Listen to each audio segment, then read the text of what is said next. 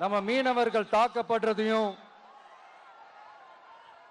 அதுக்கான காரணத்தை பத்தியும் அதுக்கான தீர்வை பத்தியும் நான் மதுரை மாநாட்டிலே நான் பேசியிருந்தேன். அது ஒரு தப்பா? மீனவர்களுக்காக குரல் கொடுக்கறதும் அவங்களோட நிக்கிறதும் நம்மளுடைய கடமை, நம்மளுடைய உரிமை. நான் என்ன இன்னைக்கு நேத்தாங்க அவங்களுக்காக குரல் கொடுக்கிறேன். இதே நாகப்பட்டினத்துல 14 வருஷத்துக்கு முன்னாடி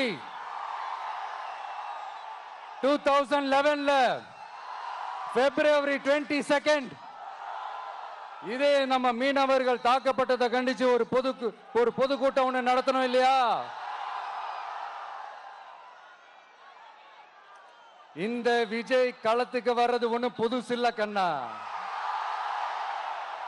எப்போ எப்போ எப்போ வந்தாச்சு.